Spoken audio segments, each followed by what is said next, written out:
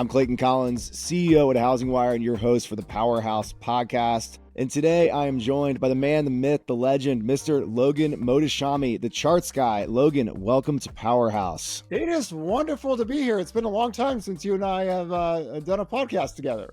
It certainly has. And today, Logan, we're going to focus our time a little bit different than you usually do with Sarah at other podcasts or CNBC interviews. We're going to talk about the man, Logan Mohtashami, your evolution into becoming the lead analyst in the housing industry. We're going to talk a little bit about data, talk about some current market dynamics, and we'll tease out some other stuff at the end. But I really want to focus on you, Logan. I'm thrilled to have you here. And I think we have a unique opportunity to help show the audience other sides of the lead analyst at HousingWire, Logan Mohtashami. Yeah, it's been a crazy journey for me to get to this spot. For people who don't know, our family's been in banking since the late 1950s. This is kind of all we do. My father used to run the Bank of Americas in Santa Monica, Beverly Hills, and Newport Beach. And then he opened up his own mortgage company in 1987. And then in 1996, I started helping out with the office. But I was going to be a high school basketball coach. In the last century, I studied history, was going to be a high school basketball coach, and that's it. And then I saw my starting salary, $26,000, living in Irvine, not going to happen, got into finance. And then in 2010, Jason Resnick from Benzinga asked me if I wanted to write about political economics. I'm like, hell no, I hate politics, but I can write about real estate. And that event spawned this, in a sense, 14-year journey to get to this spot here today, which was never planned at all. So it has been so much fun. I've lived literally the most privileged life ever. If I die 10 seconds from now, it's an unfair life. So it's so much fun for me to be a data analyst and doing everything I do. Because then the big nerd in me always gets to come out daily, and that's like a joy forever. I've never seen that original content from 14 years ago on Benzinga. Have you gone back and read some of your early real estate analysis? It's hilarious because back then, I was just doing commentary stuff. So I had this whole kind of big macro theme for the whole decade that we're going to have the weakest housing recovery ever, and we're not going to get these certain metrics until years 2020 to 2024. But I wrote it in a more commentary form. And Sarah said, you know what, I'm going to go read some of this stuff. And she read it. And I wrote so differently back then. And she was like, oh my God, you are a wonderful writer. This is great stuff. And then she read another one, and it's so different than what I do now. So she was like amazed. She's like, you're holding back. I said, no, that was commentary. And around 2014, 2015, I said, listen, there's so much bad information out there. And a lot of this was like battling with Russian trolls all the time, that I thought, okay, we're going to make this a pure data analytical, but we have to talk about the economic cycle first, then housing. So I changed everything up, incorporated charts to everything I do. And that just kind of led to, our talk late in 2019. Do I want to write, maybe one or two articles for HousingWire? And here we are. But yeah, Sarah read the old stuff, and she was like it's a totally different person back then compared to what I am now. It's a difference between commentary and analysis, but I remember your early days at HousingWire. I think some of the initial articles that you started working with Sarah on were like 5,000 words with 50 charts. And Sarah's like, oh my God, what do I do with this? Yeah. It's part of it is realizing that, I mean, if it was up to me, these things would be like big dissertations all the time. And that's just not how the world operates. So you have to write for your audience. And even for HousingWire, I changed my writing style, kind of in the last year to make things sharper, quicker, and things that people could understand in a very quick fashion that they could actually explain. See, if I do my job right, I always say people could finish my sentences and they could actually, talk about economics. And that's the high school basketball coach in me. That's the historian in me trying to teach, because if you could teach people, then they don't have to listen to crazy people all the time. And that's really the primary goal. So you definitely do take an educator's tone in your content, whether you're writing or on a podcast or on TV, and that's really powerful. But we go back to your days as an originator. Were you leveraging your commentary, your analysis, your analytical skills, and how you communicated with borrowers and referral partners? Can you give us a glimpse into how those two parts of your life intertwined at that time? So the funny thing is that a lot of this stuff started on Twitter and where media networks started to see my work on Twitter. But I used to always go on the CNBC comment section and, comment on things. And what happened was more and more people started to recognize me as like someone talking about economics rather than being a loan officer. So I actually did the numbers on it. The amount of clients that I got from all the social media stuff ended up becoming like $257,000 worth of loans. Just getting my name out there, and it wasn't really kind of my intention. I just really loved doing this stuff. I remember in 2014, mortgage originator, the news work kind of did a piece on me in Irvine, like, social media star does, leverages this to get clients.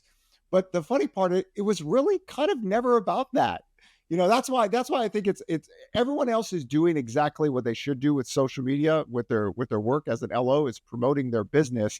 But here I was talking about economics, never like even talking about loans. I would not quote rates or anything like that. So a lot of people didn't even know I was a loan officer. But as time grew, a lot of people just, okay, hey, I got a friend here, a family member in California, because we were in Orange County. So it did bring me loans. But really, the thing is, the honest truth, I didn't do it for that. I just love this stuff, So it was like the day-to-day battle, but how relentless I am. Like, I do this 24/7. Like, I'm like tweeting charts out at 11 at night. I'm getting up at like 4 o'clock in the morning. Oh, we know you do. I was going to ask you about hobbies, but I don't think that's necessary because we know it's housing economics.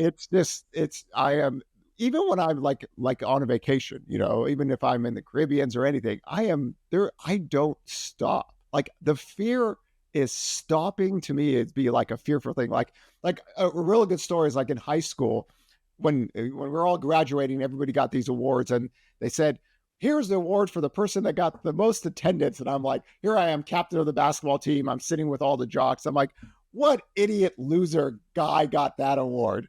And they're like, Mohtashami. And I'm like, everyone's laughing at me. And I realized, like, I've always had this fear of missing out on something, so I'm like wired 24/7, for data. So I just the fear of missing out is like, I can't do it. So it's like, I don't want to take a break. I love this stuff. So I always say, like, I've lived an unfair life just because all the passion I have just for, maybe for sports or athletics or anything I did in the past, now I get to put it all into this, and it's all I do 24/7. So it's a dream.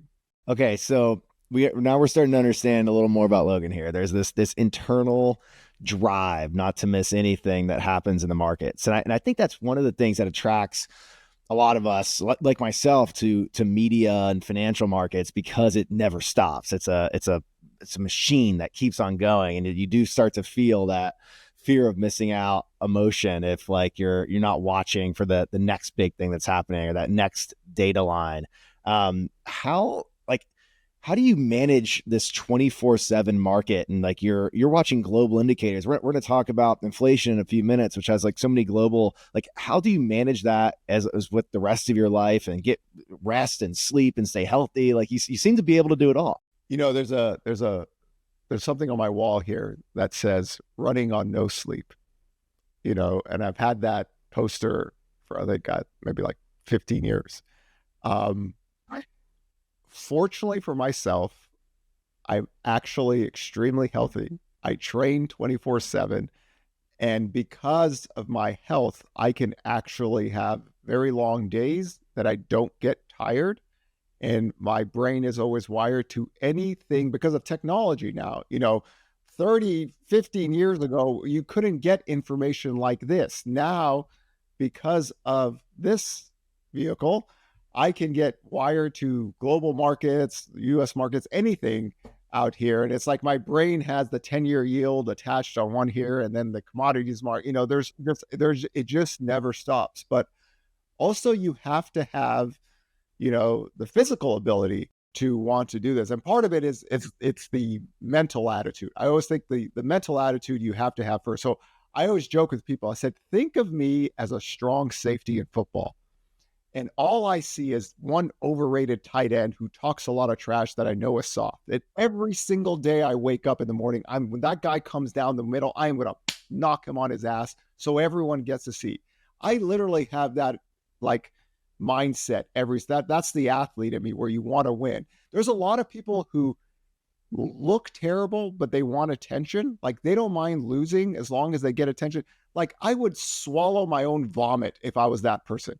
Like that's just not me. We like grew up wanting to win all the time, and we don't want to be like that. So there's a mindset that you have to have mentally, but you also have the physical ability to do this stuff because people think, oh wow, listen, trust me, doing this stuff 24/7, you got to have enough juice in you to do it, but you also have to have the mental attitude that you do this to want to give the right information and you want to win. Nobody is a perma anything if anybody has models, right? Cycles come, cycles go. You correlate the future data, you try to get people, you try to connect the dots. But so much of our society is doom porn and everything's coming to an end and come see me. So in this sense, I was created because of them. It was like in 2015 that I said, okay, I have to change because there's so much bad information. So action reaction, I was created because so much of the information was bad. And I feel obligated, enthusiastic, and I'm here 24/7 to battle this all the time until my very last breath. And I could not ask for a better life than this. Logan, I was created. This almost feels like we're starting to like lay the groundwork for a superhero movie. Like, how about a Marvel comic book hero came to be? Here's a hilarious story. My name, Logan, okay? It's not my birth name, right? When I became an American citizen in 1999, because I came to this country when I was one, there was a whole process to get my citizenship. But when I finally got it, I went there doing the last piece of paperwork before we have to do the few things. And they said, do you want to change your name? And I'm like, what? I can do that? And they're like, yeah, you can do that. I said, yes, call me Logan. And I was like, Logan? And they're like, okay. So Logan is the comic character Wolverine. When I grew up as a kid, that was my favorite character. So I love the name Logan. So you literally have to give the government the reason why you changed your name. So in my official paperwork, I said Wolverine of the X-Men. There it is. So my name is from the Marvel character comic Wolverine. And if people know who he is, there's a similar tone between us, right? So it's that tenacity and always wanting to win. That is phenomenal. I was like, my next question was going to be, tell us something people don't know about Logan, but I think we just got there. I think we just got your immigration and name story and some serious inspiration into how the person you are. Yeah, if anybody like saw me as a basketball coach, I literally never sat down one time. Like in the 5-6 years I was coaching, I never sat down. I'm always back and forth, running around, telling. So there's a theme here, and a lot of it is, my high school basketball coach told me like Logan has unmatched enthusiasm, and he just wants to win. So it's just kind of that mentality. Now that war has gone from athletics to economics. And that's why I bring it every single day. That's why I don't mind battling people every day, because I always say I'm ready to play ball 24/7. Unmatched enthusiasm. That is quite the superlative. All right, Logan, let's talk housing data for a minute. So you track an infinite number of data sources, but I know there's a few data sources that you consider most important. What are the 3 most important data sources that a housing professional should be tracking to understand the market? So one of the things that I was so excited about toward the end of 2020 is creating this tracker article, because even though I talk about it myself, I thought we needed to have a format on here. And there's basically this 3 data line sets that I believe everyone can follow, and everyone's in line with what's going on in housing. Takes all the speculation away. This is the real live data. When Altos Research and HousingWire combined, the inventory data, in the sense that if you just track active inventory weekly, new listings data weekly, and the price cut percentages, it gives you a simple model to get you up to speed on what's happening today. Because the existing home sales report, the Case-Shiller report, all these things are simply too old, right? So I think that is the basic foundation. If you wanted to know where the supply and demand equilibrium is going, that's it. That's part of the tracker. Then number two, I'm a 10-year yield guy more than I am a mortgage guy. So I always say there's this lovely marriage between the 10-year yield and 30-year mortgage rates since 1971. They have been slow dancing together forever. And that's why I like to do those charts. Whatever drives a 10-year yield will drive mortgage rates. Now, the spreads could be good or bad, but they trend together. So every week we talk about the 10-year yield. We talk about technical levels and key. And I know it's really geeky, but I think especially for the people that have been following us for the last 3 or 4 months, they can see why technical levels matter. You have to think like a bond trader and a quant computer, so those things give you an idea of where mortgage rates are going. And last year, we talked about how, oh my God, if the Fed gets hawkish right here, this could get out of hand. It got out of hand pretty quick. Mortgage rates shot up to 8%. The 10-year got to 5%. So mortgage purchase application data is the third one. Or the mortgage purchase application is the key variable, but it runs off what the 10-year yield does. So we like to track mortgage rates, the 10-year yield, and then the purchase application data. I think it's confusing to a lot of people because people think it's a one-to-one percentages with sales. It isn't. It's just a trend survey. So you need to keep like a year-to-date count. And this is what we've done at the end of kind of November of 2022 and the end of November 2023. We track the year-to-date data to give people perspective. And what occurred after November 9th, so people that follow our work, November 9th was a really, really key day for economics and for the economic cycle. Purchase application data stopped crashing. The forward-looking data got positive, and then it never really went anywhere.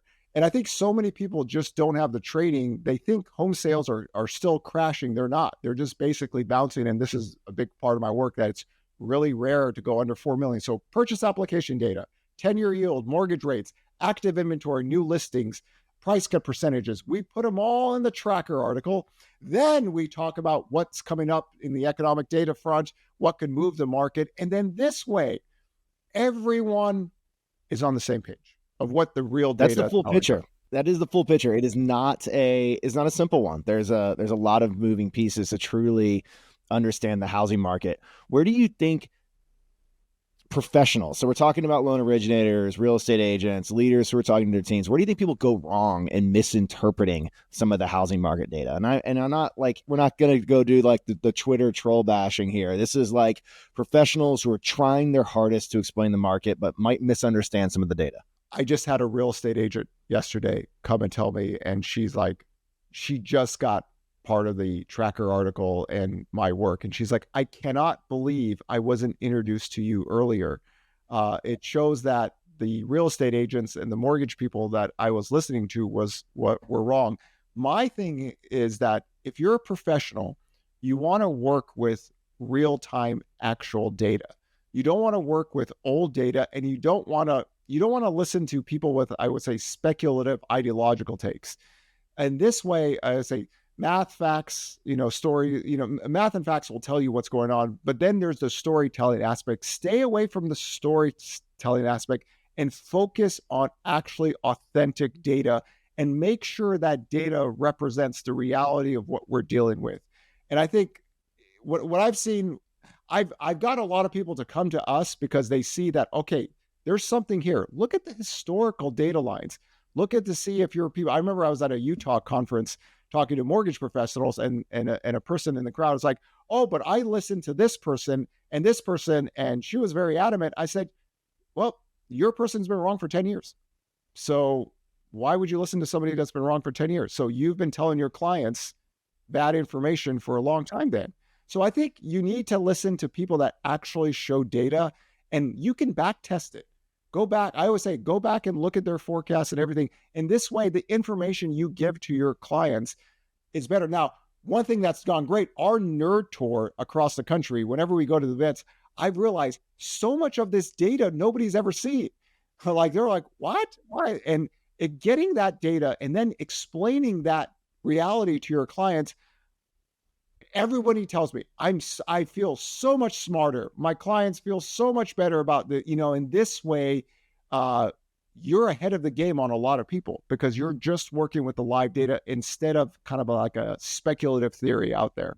And I don't want to underestimate the importance of storytelling, though. So, like the average loan originator and real estate professional, they're not going to go back and back test data, and that's not an insult. It's not their job. It's not their training. It's not where their time is best utilized.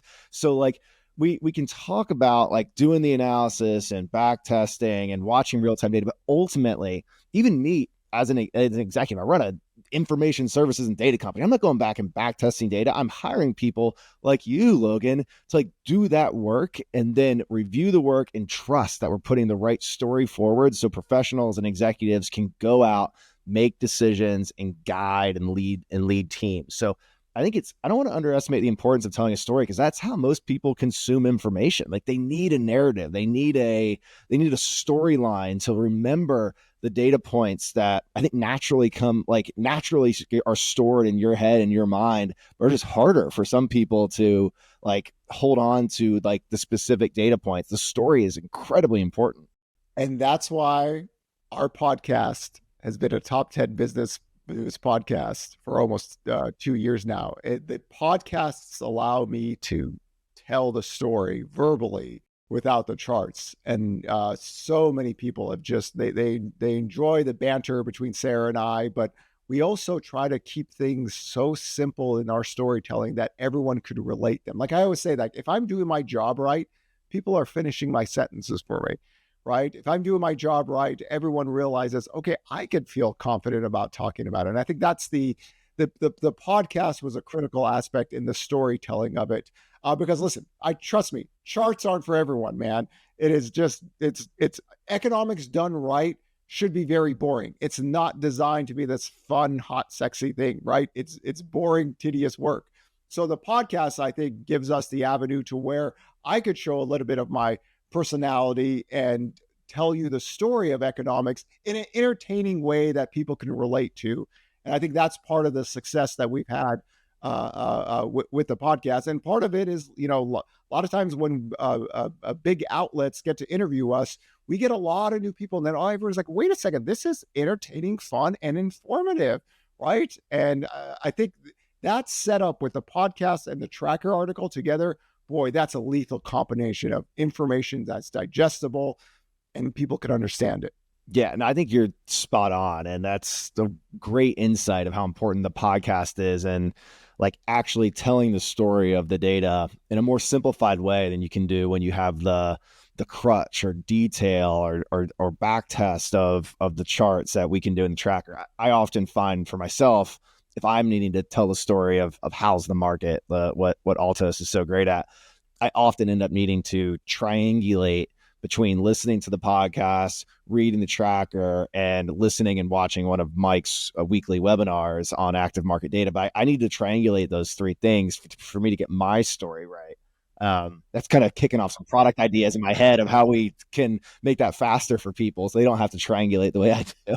I love talking about Mike's data lines at live events, where I basically kind of tell people, listen, if you want to be behind the curve, then do what you were doing before. But if you want to be up to date with the real information, this is it. And you're missing out, but your competition isn't. We got a lot of people on that stuff. So if you want to be behind the curve, then go ahead. But here it is, and this is how it's looked for a very long time. All right, Logan. So today, Friday, the last day of Q1 2024, we had a PCE drop. Give us a glimpse into this metric, what we learned today in the headlines. So the inflationary data came in, I would say, a little bit better than expectations because people were expecting for a little bit of hot number, but it was slightly below. It was very encouraging out there. The market isn't open right now, but I would imagine that the 10-year yield probably would have gone maybe a little bit lower off of this news. So remember that one of the things I try to talk about in our podcasts and articles, the history of global pandemics are very inflationary, and then the disinflation happens. So we have a two-handle PCE inflation, what the Fed tracks. That's their main things. Two handles on year-over-year core PCE, headline PCE. The quarterly GDP PCE deflator is running exactly at 2%. So the inflation boom and disinflation has already happened. The next part is landing the plane. And I think I see the frustration in so many people that want to see a recession or something breaks. The inflation data is not reaccelerating like it can in the late 70s, right? So it's very difficult to have that unless you have a supply shock. We even did a podcast like what needs to happen to have the 70s inflation. So today's number was encouraging, even though it would come in hotter than what the trend is. But I think the Federal Reserve already has like an idea of that. Then they kind of said, listen, we know what's going on here. So we're in another phase of the inflation story. And the next part is how many rate cuts do we get? And then going into actually 2025 will be even more interesting after those rate cuts are in, because to me, it's all moves around economic data, right? We had mortgage rates fall because of the macro data back at the end of 2022 going into 2023, not because the Fed was done hiking. They were still in hike mode. So my job is to try to get people to understand the importance of inflation, the importance of economic data, the 10-year yield. What's the story here? Because it's crazy. It is just a crazy period considering how stable everything was in the last decade. Not much was happening for a decade here. The violence of how economic data moves post-COVID has been challenging for me. It's been so much fun writing the COVID-19 recovery model on April 7th, 2020, and then highlighting why November 9th, 2022 was so important.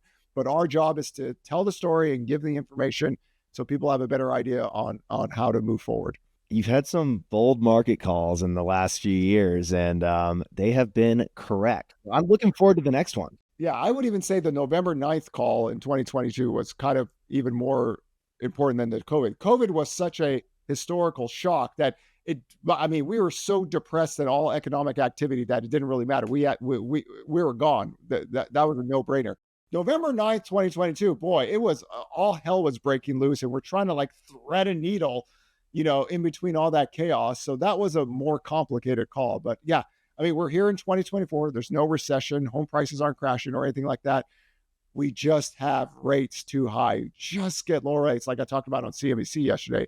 If you could just get rates in the low sixes, things could go. The government doesn't have to do these, tax credits or anything. So hopefully in time, we land the plane, mortgage rates come down a little bit lower, and we could progress forward as a country.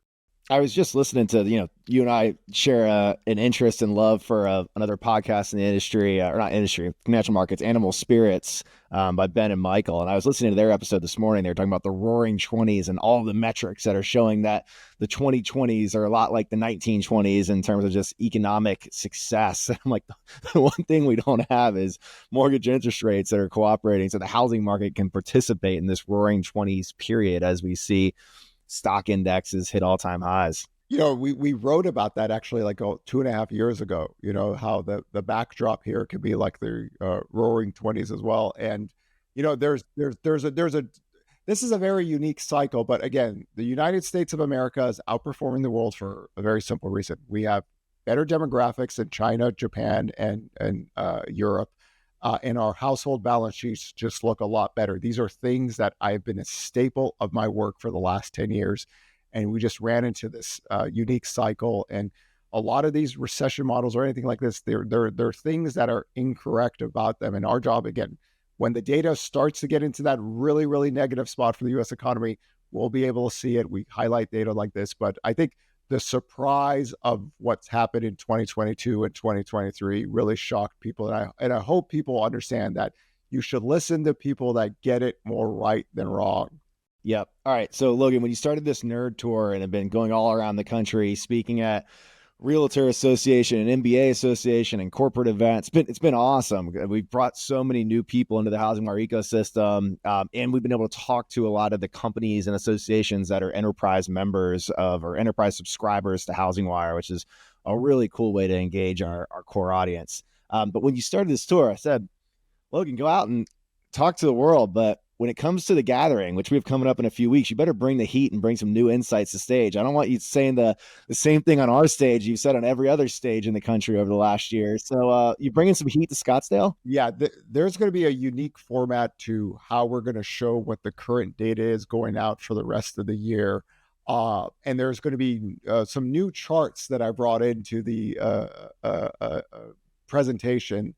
And I would tell you this, just showing people some of the new charts that they haven't seen, the utter shock of like looking at data for the first time and trying to explain what's going on and what the Fed's trying to do. And we're in a better spot now. I think that informs a lot of people to go out and then talk to their clients or their coworkers, or I would say Uncle Dave. And I think the gathering is going to be an updated version on what's happening this year going out to 2024. But not only that, but also 2025. And I think that's how forward looking we're doing this year and next year, and trying to present a colorful way of explaining economics that everyone could relate to, and then everyone could talk about it. And again, it's my job is just to basically transform what I think the data is telling us. I don't want to tell people what they want to hear. I think a lot of times the last year, what I've seen is that a lot of people got information that they wanted to hear. And like, trust me, I didn't want to do the Gandalf line. I didn't want to have mortgage rates stop at that level. No, team higher rates was not a popular story for a while, but turned out to be pretty spot on. Being team higher rates 2021 and 2022 was not popular, but also, saying that I don't think mortgage rates could go below this level, that I have to bring Gandalf the Gray out because you guys all can relate to. You shut out pass. And look, that level stuck. So I'm going to tell you the truth, and I'm going to tell people what to follow, because when this turns, I could tell you this right now. We have about 4.2 to 4.7 million missing buyers now with the third calendar year of sales this year. And people are... Wait, sorry. Explain that. What do you mean by 4.2 million missing buyers? So if we take the demographics of housing in years 2020 to 2024, of course, COVID happened in this period of time I've been waiting for. The amount of buyers that should be here between this 3-year period of 2022, 2023, and 2024, we're missing about 4.2 to 4.7 million aggregate buyers within a 3-year time frame. So if rates fall, we have people sitting here that just waiting to come in. Now, also, I could prove this because at the end of 2022 and the end of 23, mortgage rates just made one move lower, and we had bounces in sales, over 500,000. Just that little move in rates, in aggregate demand brought us over 1 million more home sales. Imagine if rates, like when I went on CNBC yesterday, I talked about, if rates range between like 4.75 and 5.875 for like 12 to 18 months, the aggregate pool of home buyers, that it goes up. So you just have more buyers into the mix. Right now, we're just getting these marginal home buyers to come in when rates fall. But if rates fall with a duration, that pool of home buyers come in and it grows a lot. In fact, one of the things I'm worried about is that this has been going on for so long that pool is getting better and bigger and bigger. And I've never been a pent-up demand guy. I've always thought that's a weird concept. But here, it's just we have people waiting, and just a little bit of lower rates, getting to 5.99% or even 6.5%, it draws these people to come in right away.